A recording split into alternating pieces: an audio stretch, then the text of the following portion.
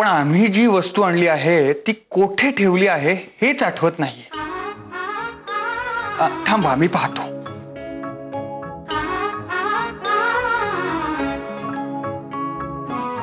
येथे तर नाहीये. मग त्या पिशवीत? हा,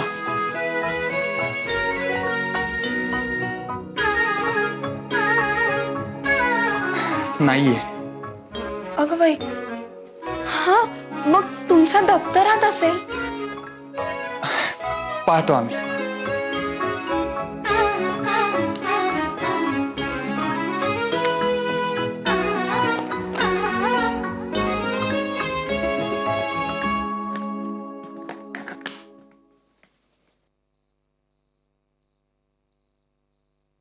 त्या खाणात पाहतो आहे का?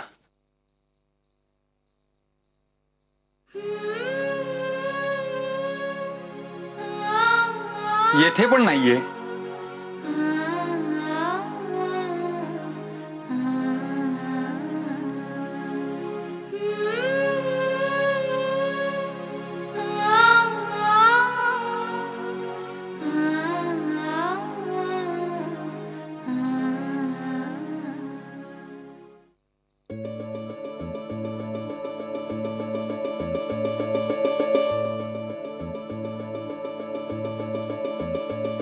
अगं बाई, माझा विश्वासच बसत नाहीये. माझ्यासाठी आणले हे सारे स्वतःनी? खरेच? सगळ्या प्रश्नांचे उत्तर एकच हो.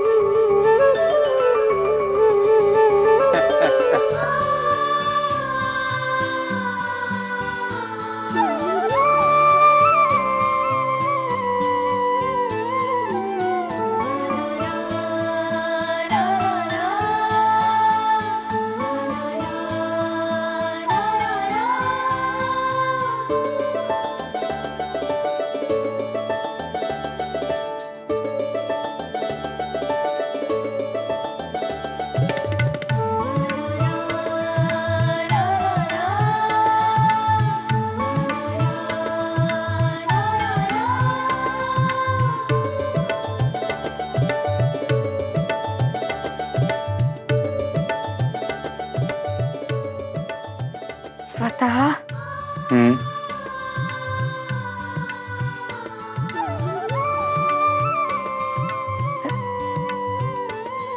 Thank you.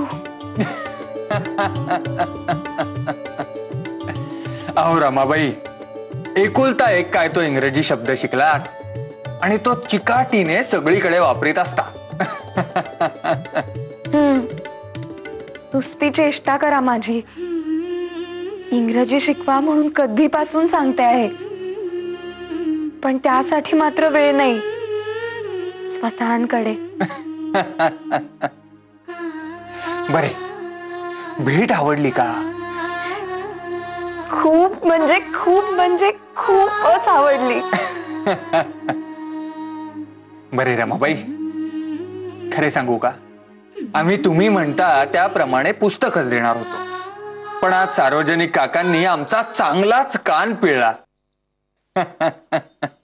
म्हणजे त्यांच्या सांगण्यावरून का आणले हे सारे? पण असू दे. बरे, हे सारे तुम्हास कसे दिसते हे पाहावयाची आम्हास भारीच उत्सुकता लागलेली आहे. तेव्हा हे सारे लगेचच परिधान करून आम्हास दाखवा. बरे. अहो रमाबाई, निघालात कुठे? लुगडे पालटून येऊ म्हणालात ना? मग त्यासाठी खाली कशासाठी जावयास हवे? बरे, मग आपण बाहेर थांबा, मी चटकन. नाही, तुम्ही येथेच लुगडे पालटा.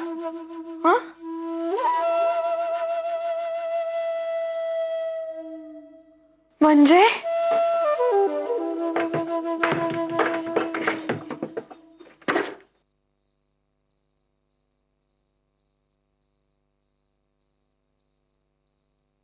म्हणजे येथेच पालटा लुगडे. स्वतः?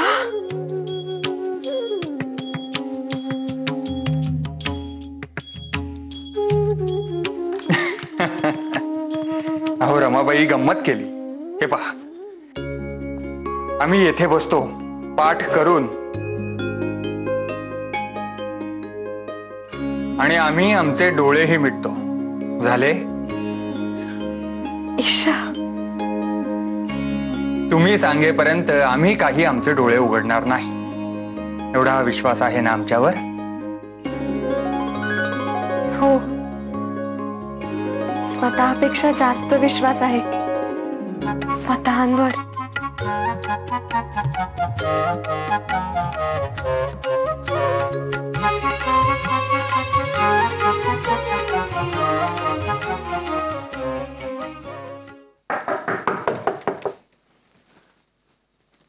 कोण?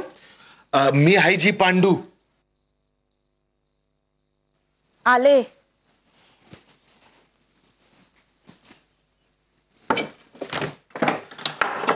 ताई काकू आत येऊ का? ये. नाही, ते धाकल्या मालकांनी ही पिशवी दिली. मला म्हणाले ताई साहेबांच्याच हातात दे, दुसऱ्या कुणाला कळता कामा नये म्हणून सांगितले. घ्या. काय आहे यात? ठाऊक नाही जी. येऊ मी?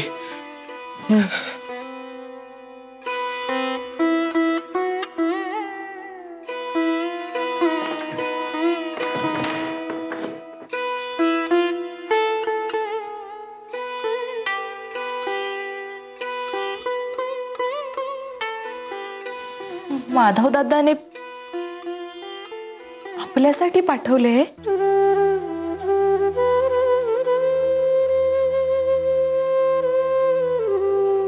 काय असेल यात? उघडू?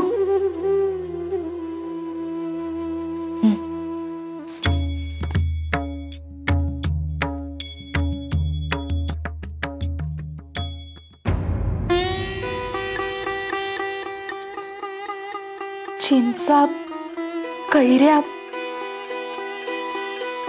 मीठ मसाला लावलेल्या कैऱ्या. आपण खाऊ शकतो या?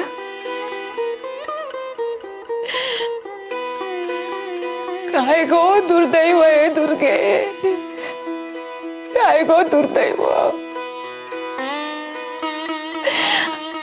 अगो, आपल्या परसदारात झाडे लगडलेली असतात कैऱ्यांनी, चिंचांनी.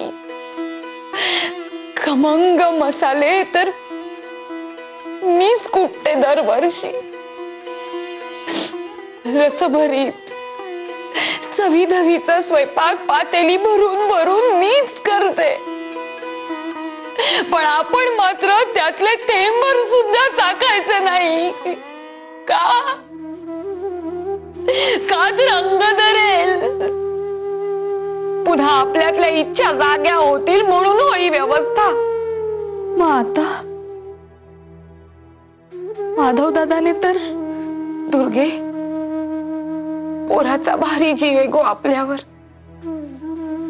तुला सांगते, तू 2-3 वर्षांची असशील आणि माधव 5-6 वर्षांचा. गोपिकाबाई तर कधीच परलोकी गेल्या होत्या. तेव्हा मीच तुमची आई.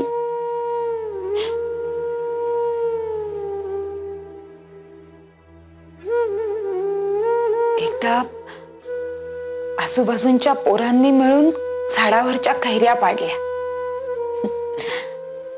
त्याच्या फोडी करून मीठ मसाला लावून मटकावू लागले. माधवाचा भारी जीव माझ्यावर. तो धावतच त्या फोडी घेऊन माझ्याकडे आला आणि मला म्हणाला, ताई काकू, हे घ्या, खा. मी तेव्हा तशी लहानच होते, तुझ्यासारखीच अर्धी कच्ची. पुरता दगड झाला नव्हता माझा. काही बाईचे खावेसे वाटे, नेसावेसे वाटे, बंड पुकारावेसे वाटे.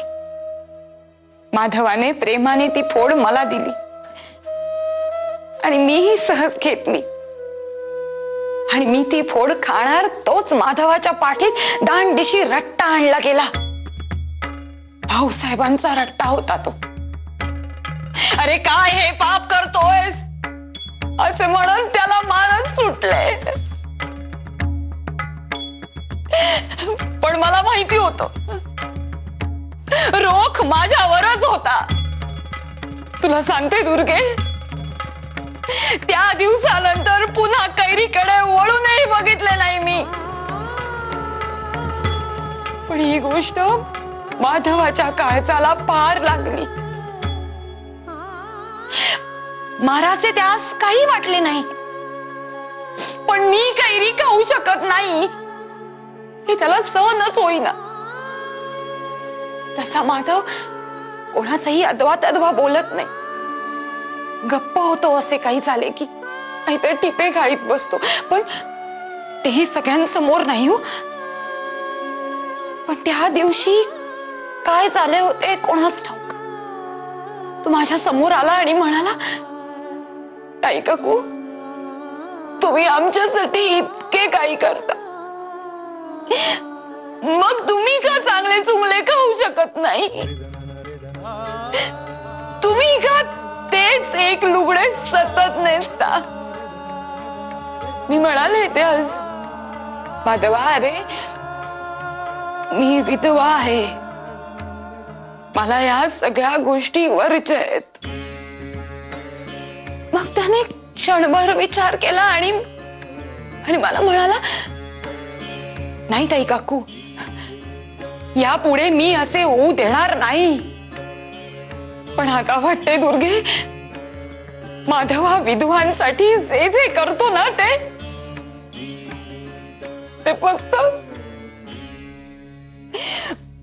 फक्त माझ्यासाठी, फक्त माझ्यासाठी दुर्गे, फक्त माझ्यासाठी.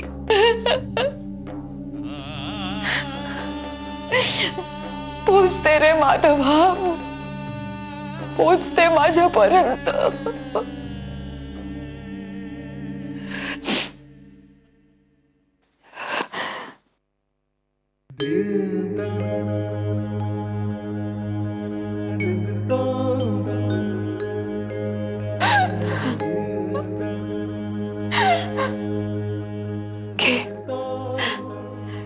काय कैरी, सवाष्ण असतीस तर डोहाळे लागले असते, तर कशी हौसेने खाल्ली असतीस ना कैरी. दुर्गे, ते सारे नाही गो आपल्या नशिबात, ते सारे नाही. रडू नकोस, घे का कैरी.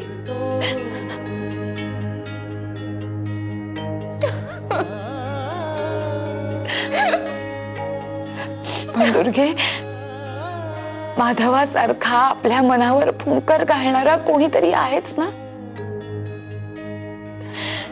त्यावेळी त्याच्या मनाला ज्या डागण्या लागल्या होत्या त्या आता शांत झाल्या असतील.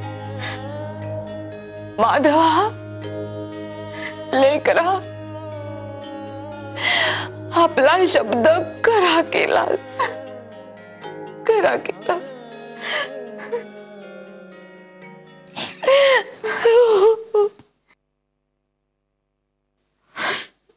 ताई काकू,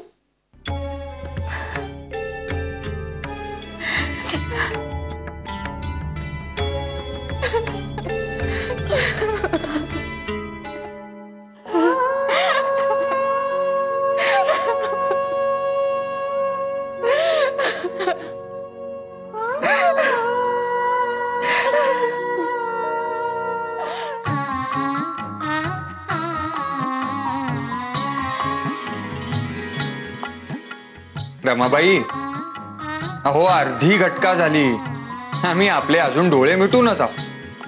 हे एक साधे लुगडे पालटावयास एवढा वेळ? वा वा, साधे लुगडे थोडीच आहे, खास लुगडे आहे हे, प्रथमच स्वतःनी आणलेले. मग नीट चापून चोपून नको का नेसायास? असे होय, पण आता बुवा आम्ही आमचे डोळे उघडतोय. नाही नाही नाही, हा थांबा जरा. अजूनही थांबूच?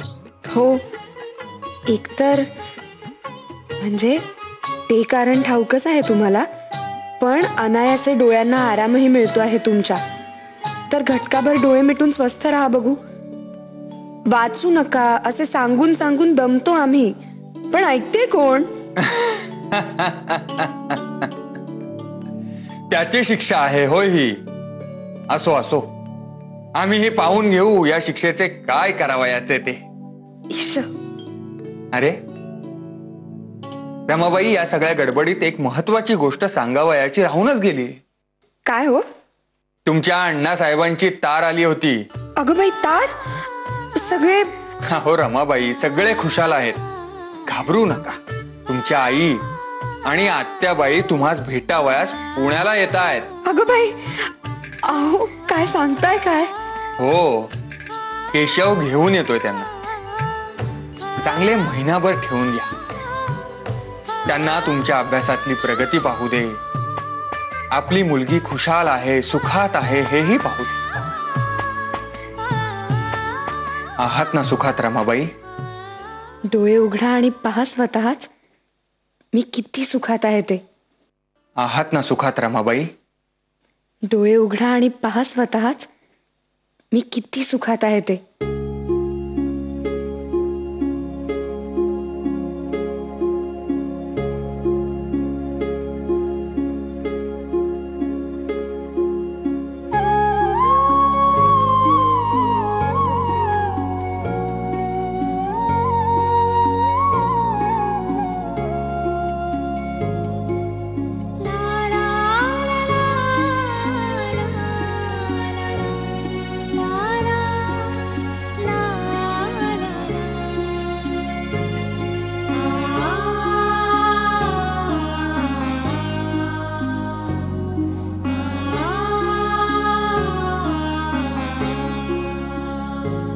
रमाबाई,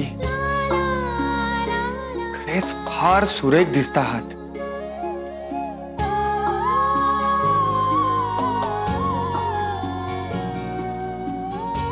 खरेच?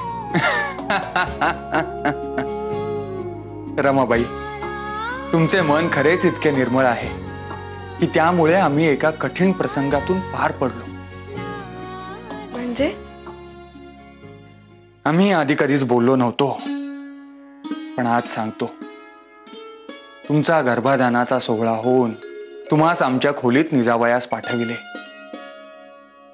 तेव्हा खरेच क्षणभर आमचे पाय लटपटलेच होते. पण आमच्या निश्चयासोबतच तुमचे निर्मळ मन आणि डोळ्यातील निरागस भावामुळे आम्ही तो कठीण प्रसंग पार केला.